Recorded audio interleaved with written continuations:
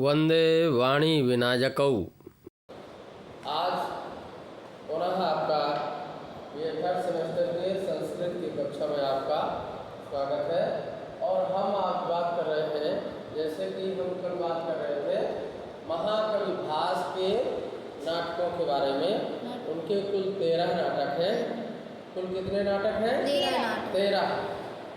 त्रयोदश नाटक आगे संधे तेषु प्रतिमा नाटकम, अभिषेक नाटकम इत्यादि है। इन 13 नाटकों में सबसे श्रेष्ठ नाटक कौन सा माना जाता है? तो स्वप्न वासोदत्तम। महाकवि भास के इन 13 नाटकों में से सर्वश्रेष्ठ नाटक कौन माना गया है? स्वप्न वासोदत्तम। और यह स्वप्न वासोदत्तम राजा उदयन की कथा पर आश्रित है। और इससे पूर्व का जो है तो ये उत्तर की कथा है और पूर्व की कथा प्रतिज्ञा योगंधरायण में। ये दोनों नाटक एक दूसरे से मिले हुए हैं। इसकी जो विस्तृत कथा है, कहानी, वो इसे समझना होगा कि प्रतिज्ञा योगंधरायण में योगंधरायण जो राजा उदयन का मंत्री है, वो प्रतिज्ञा करता है किस चीज़ की? कि पुनः आपको राज्य आपका दिलाऊंगा। तो अर्थात इसमें क्या हुआ कि राजा उदयन का जो राज्य था, कहाँ? वत्सदेश। वत्सराज उदयन का राज्य उज्जैनी के राजा प्रद्योत महासेन द्वारा छिन गया और उसे बंदी बना लिया गया। वहीं बंदी गृह में उज्जैनी नरेश ने अपनी पुत्री वासोदत्ता को वीणा वादन सिखाने के लिए राजा उदयन से कहा। राजा उदयन वासोदत्ता को वीणा वादन सिखाने लगा। वीणा या सितार वादन के क्रम में राजा उदयन और वासोदत्ता के मध्य प्रेम हो गया। इसी बीच राजा उदयन का प्रधानमंत्री योगंधरायण जेल से निकालने में सफल हो जाता है, साथ ही वासोदत्ता को भी भगाने में सफल हो जाता है। वासोदत्ता को अपनी बहन के रूप में मगधराज दर्शक की बहन राजकुमारी पद्मावती के पास धरोहर के रूप में रख देता है और हारे हुए वत्स राज्य को जीतने की योजना में जुट जाता है। उधर उदयन हारने से बचे हुए राजा उदयन कहाँ के राजा थे? कौशाम्बी राज के।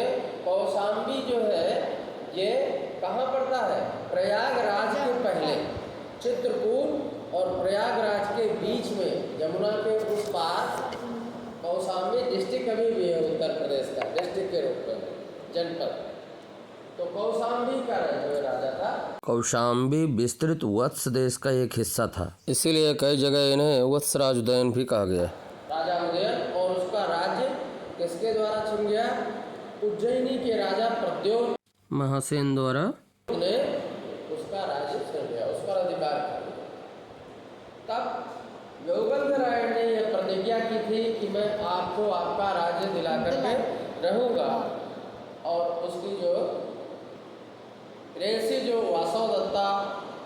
वासोदत्ता से उसका विवाह होना था, किंतु वो नहीं हो पाया। तो उसने 2 प्रतिज्ञाएं की थी कि एक तो आपका वापस राज्य दिलाऊंगा, दूसरी बात वासोदत्ता से आपका विवाह भी कराऊंगा, होगा जैसा भी, चाहे मुझे उसके लिए कुछ भी करना पड़े।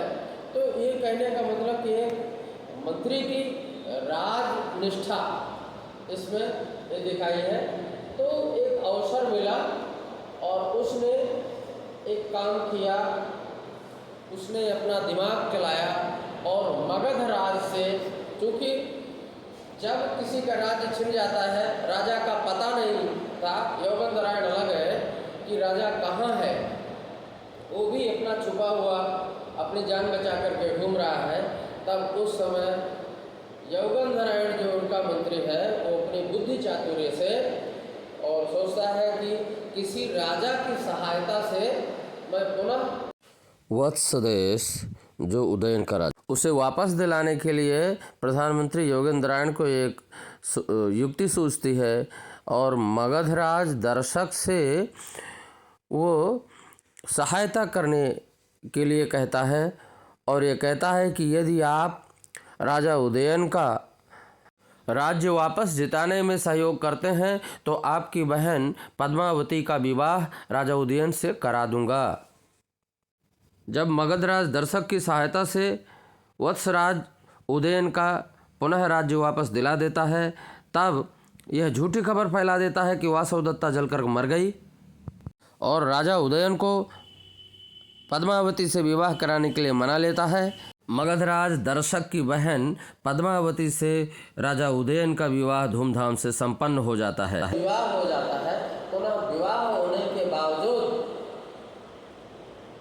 उसको यह आभास होता है, स्वप्न में जब सोता है, शयन करता है, तो उसको अचानक बार बार जो है वासवदत्ता का स्वप्न आता है। स्वप्न में अर्थात स्वप्न में वासवदत्ता उसे दिखती है कि ये स्वप्न वासवदत्ता जैसे सामने खड़ी हो जाते हैं और वो बात करते हैं बार बार कि मैं जीवित हूँ और मुझे आप पूजिए, मैं हूँ, मुझे आप मैं आपके लिए प्रतीक्षा कर रही हूँ।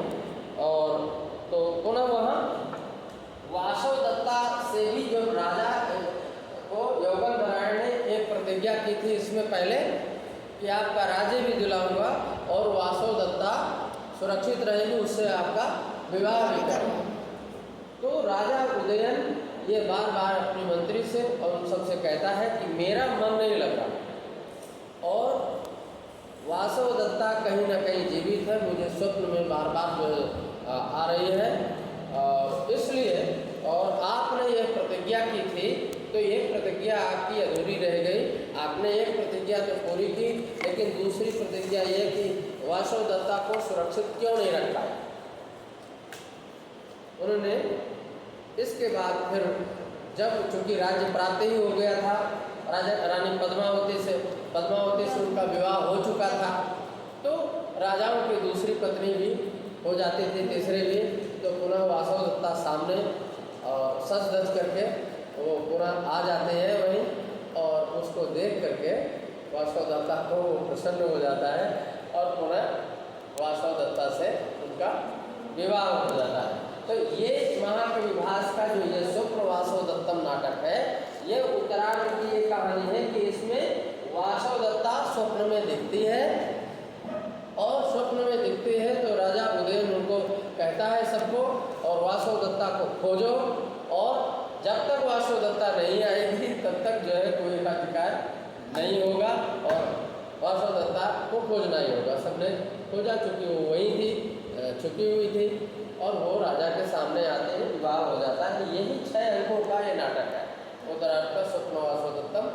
यही इसकी कहानी है। स्वप्न वासवदत्तम आपको पढ़ना है और आपको इसको समझना भी है। तो ये कहानी में इसकी जो कथा है ये आपको समझ में आ गई होगी। अब इतने से ज़्यादा विस्तार करने की ज़रूरत नहीं है।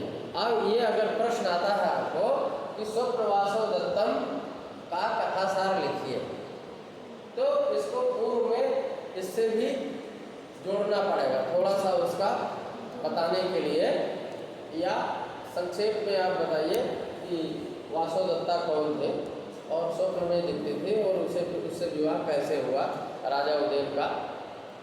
ठीक है, तो ये इसके पूर्व की कहानी है कथा और ये इसके बाद की। तो ये स्वप्न वासवदत्तम सर्वश्रेष्ठ नाटक है, इसलिए कि इसमें राजा उदयन को ना उसकी नायिका वासवदत्ता उसे प्राप्त होती है, उसका राज्य प्राप्त होता है और पुनः उसका राज्य आगे चलता है। सुखांत नाटक है। तो आज का जो पाठ्यक्रम है कक्षा आपके यहीं से विराम लेते हैं। सर्वे भवन्तु सुखिनः, सर्वे सन्तु निरामया, सर्वे भद्राणि पश्यन्तु मा कश्चित्। ठीक है, तो आप तो आपसे अगर कोई प्रश्न किया जाए तो आप पुनः उत्तर देंगे इसका। स्वप्न वासवदत्तम में कुल कितने अंक हैं? 6। और ये स्वप्न वासवदत्तम का अर्थ क्या हुआ? स्वप्न में वासवदत्ता का दिखाई देना है ना। उसके स्वप्न में दिखाई देने वाली वासवदत्ता को विषय बना करके जो नाटक लिखा गया है उस नाटक का नाम है स्वप्न वासवदत्तम। और ये किसने लिखा है? बताइए, उत्तर दीजिए, आप बोलना है। महाकवि भास, भास कवि है, ठीक है। तो ये इनके 13 नाटकों में सर्वश्रेष्ठ नाटक है। तो प्रश्न होगा कि महाकवि भास के का सर्वश्रेष्ठ नाटक कौन सा है? स्वप्नवास। बहुत अच्छा, ठीक है, धन्यवाद।